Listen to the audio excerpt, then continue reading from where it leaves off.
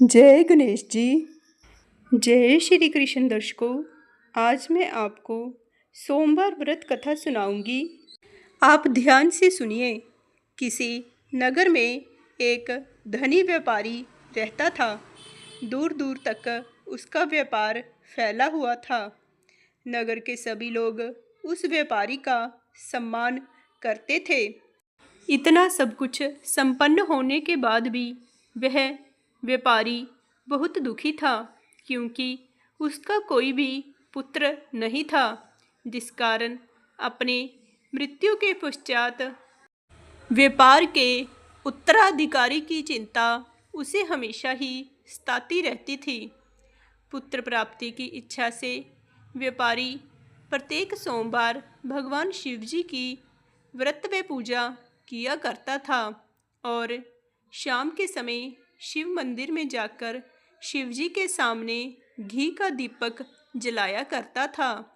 उसकी भक्ति देखकर माँ पार्वती जी प्रसन्न हो गई और भगवान शिव से उस व्यापारी की मनोकामना पूर्ण करने का निवेदन किया। भगवान शिव बोले, इस संसार में सबको उसके कर्म के अनुसार ही फल की प्राप्ति होती है। जो प्राणी जैसा कर्म करते हैं उन्हें वैसा ही फल प्राप्त होता है। शिव जी के द्वारा समझाने के बावजूद माँ पार्वती नहीं मानी और उस व्यापारी की मनोकामना की पूर्ति के लिए भगवान भोलेनाथ से बार बार अनुरोध करने लगी। अंततः माता के आग्रह को देखकर भगवान भोलेनाथ ने उस व्यापारी को पुत्र प्राप्ति का वरदान दे दिया। वरदान देने के पश्चात भोलेनाथ माँ पार्वती से बोले, आपके आग्रह पर मैंने पुत्र प्राप्ति का वरदान तो दे दिया, परंतु इसका यह पुत्र 16 वर्ष से अधिक समय तक जीवित नहीं रहेगा। उसी रात भगवान शिव उस व्यापारी के स्वप्न में आए और उसे पुत्र प्राप्ति का वरदान दिया और उसके पुत्र के 16 वर्ष तक जीवित रहने की बात भी बताई।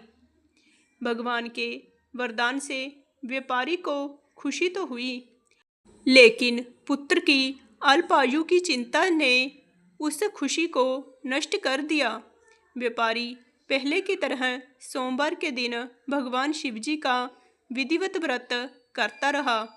कुछ महीनों के बाद उसके घर एक अति सुंदर बालक ने जन्म लिया और घर में खुशियां ही खुशियां भर गई। बहुत धूमधाम से पुत्र जन्म का समारोह मनाया गया, परंतु व्यापारी को पुत्र जन्म की अधिक खुशी नहीं हुई, क्योंकि उसे पुत्र की अल्प आयु के रहस्य का पता था। जब पुत्र 12 वर्ष का हुआ तो व्यापारी ने उसे उसके मामा के साथ पढ़ने के लिए वाराणसी भेज दिया।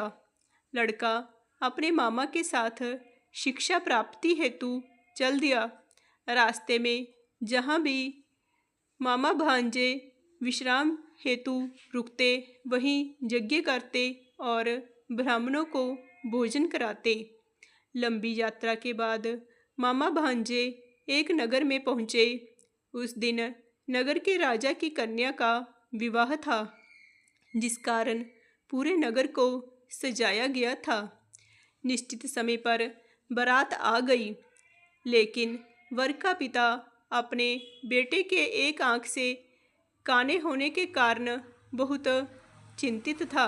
उसे भय था कि इस बात का पता चलने पर कहीं राजा विवाह से इनकार न कर दे, इससे उसकी बदनामी भी होगी।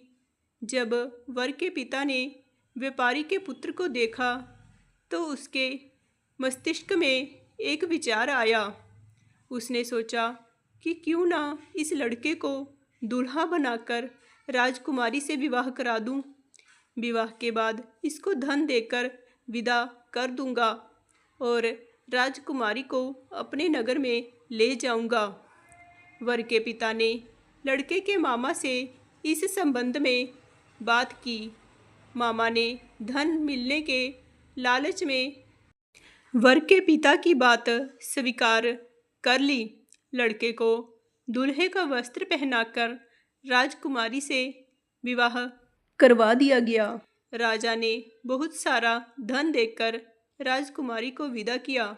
शादी के बाद लड़का जब राजकुमारी के साथ लौट रहा था तो वह सच नहीं छिपा सका और उसने राजकुमारी के ओढ़नी पर लिख दिया, राजकुमारी, तुम्हारा विवाह मेरे साथ हुआ था। मैं तो वाराणसी पढ़ने के लिए जा रहा हूँ और अब तुम्हें जिस नवयुवक की पत्नी बनना पड़ेगा वह कान्हा है। जब राजकुमारी ने अपनी ओढ़नी पर लिखा हुआ पढ़ा तो उसने काने लड़के के साथ जाने से इनकार कर दिया। राजा को जब ये सब बातें पता लगी तो उसने राजकुमारी को महल में ही रख लिया। उधर वह व्यापारी का लड़का अपने मामा के साथ वाराणसी पहुंच गया और गुरुकुल में पढ़ना शुरू कर दिया। जब उसकी आयु 16 वर्ष की हुई तो उसने यज्ञ किया। यज्ञ की समाप्ति पर ब्राह्मणों को भोजन कराया और खूब अन्न वस्त्र दान किए।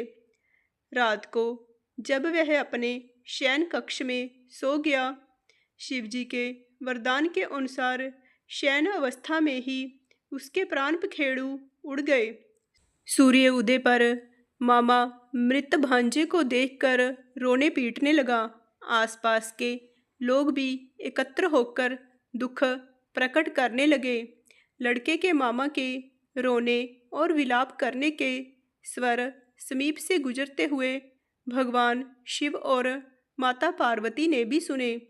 माता पार्वती ने भगवान शिवजी से कहा, हे प्राणनाथ, मुझसे इसके रोने के स्वर सहन नहीं हो रहे। आप इस व्यक्ति के कष्ट को दूर अवश्य करें। भगवान शिवजी ने माता पार्वती के साथ अदृश्य रूप में समीप जाकर देखा तो भोलेनाथ माता पार्वती से बोले, यह तो उसी व्यापारी का पुत्र है जिसे मैंने 16 वर्ष की आयु का वरदान दिया था। अब इसकी आयु पूरी हो गई है। माँ पार्वती ने फिर भगवान शिवजी से निवेदन कर उस बालक को जीवन देने का आग्रह किया। माँ पार्वती के आग्रह करने पर भगवान शिवजी ने उस लड़के को जीवित होने का वरदान दिया और कुछ ही पल में वह लड़का जीवित होकर बैठ गया। शिक्षा समाप्त करके लड़का मामा के साथ अपने नगर की ओर चल दिया। दोनों चलते हुए उसी नगर में पहुँचे जहाँ उसका विवाह हुआ था। उस नगर में भी यज्ञ का आयोजन किया। समीप से गुजरते हुए नगर के राजा ने यज्ञ का आयोजन देखा और उसने तुरंत ही लड़के और उसके मामा को पहचान लिया। यज्ञ के समाप्त होने पर राजा मामा और लड़के को महल में ले गया और कुछ दिन उन्हें महल में रखकर बहुत सा धन वस्त्र आदि देकर राजकुमारी के साथ विदा कर दिया। इधर भूखे प्यासे रहकर व्यापारी और उसकी पत्नी बेटे की प्रतीक्षा कर रहे थे। उन्होंने प्रतिज्ञा कर रखी थी कि यदि उन्हें अपने बेटे की मृत्यु का समाचार मिला तो दोनों अपने प्राण त्याग देंगे। परंतु जैसे ही व्यापारी ने अपने बेटे के जीवित वापस लौटने का समाचार सुना तो वह बहुत ही प्रसन्न हुआ। वह अपनी पत्नी और मित्रों के साथ नगर के द्वार पर पहुंचा। अपने बेटे के विवाह का समाचार सुनकर पुत्रवधू राजकुमारी को देखकर उसकी खुशी का ठिकाना ना रहा। उसी रात भगवान शिव ने व्यापारी के स्वप्न में आकर कहा, हे श्रेष्ठी, मैंने तेरे सोमवार के व्रत करने और व्रत कथा सुनने से प्रसन्न होकर तेरे पुत्र को लंबी आयु प्रदान की है। पुत्र की लंबी आयु जानकर व्यापारी बहुत ही प्रसन्न हुआ। शिव भक्त होने तथा सोमवार का व्रत करने से व्यापारी की सभी मनोकामनाएं पूर्ण हुई। इसी प्रकार जो भक्त सोमवार का विधिवत व्रत करते हैं और व्रत कथा सुनते हैं, उनकी सभी मनोकामनाएं पूर्ण होती हैं। जय भोलेनाथ, जय श्री कृष्ण।